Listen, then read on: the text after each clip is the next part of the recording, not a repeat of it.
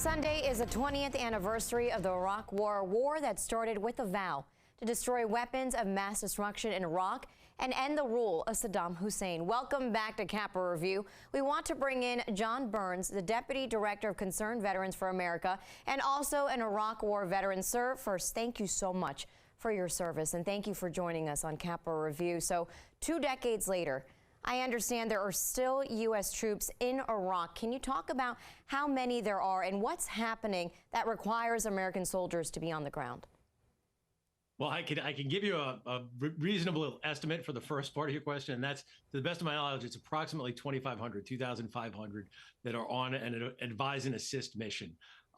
As to giving you a real answer as to why they're there, I have to admit, I don't know. I don't think that they're there in any core national interest of the United States. They're there purportedly to support the Iraqi security forces in their mission to continue to kind of secure their country and build democracy, et cetera.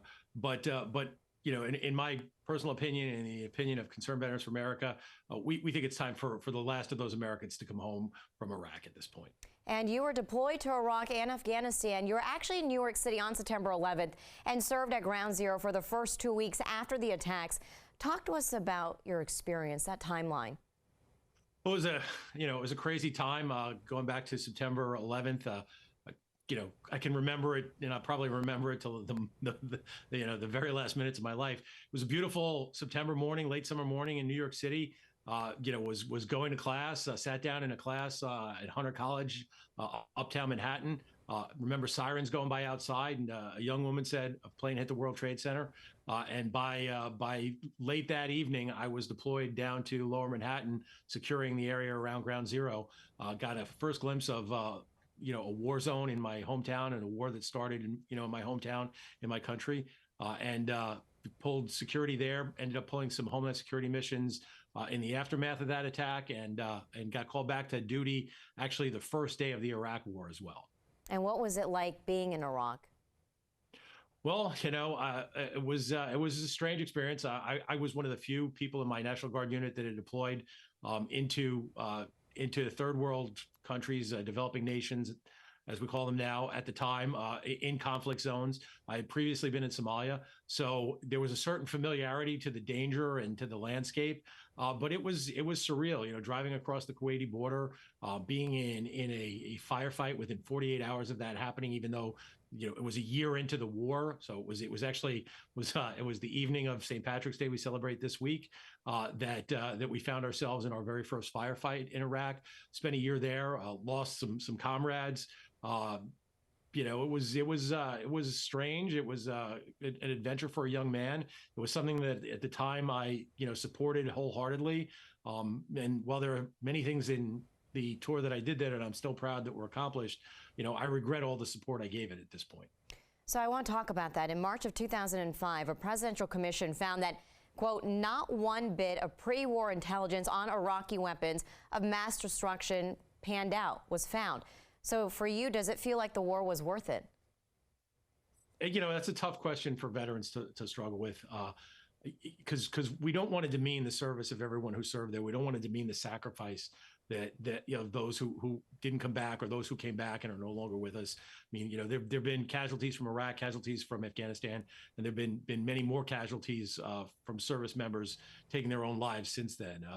Triple the number of service members and veterans have committed suicide that died in those theaters of action. So I don't want to detract from anybody's service, but I personally feel that the government at the time involved us in a war that was unnecessary for America's core national interest and sacrificed a lot of young Americans without fully kind of considering the alternatives that could have happened in the last 20 years that would have had better outcomes. So your organization has been lobbying Congress to repeal the 2002 AUMF against Iraq resolution. The Senate actually passed it on Thursday, now moves to the floor for a vote on Tuesday. Can you talk more about what it is and how it would help soldiers? So, Senate 316, authorization for use of military force repeal, sponsored by Senators Young and Senator Kaine out of Virginia, co-sponsored by 39 other senators. So even before it came to a vote, it had 41 co-sponsors. 41% of the Senate was behind it at a sponsorship level, much less a yes vote.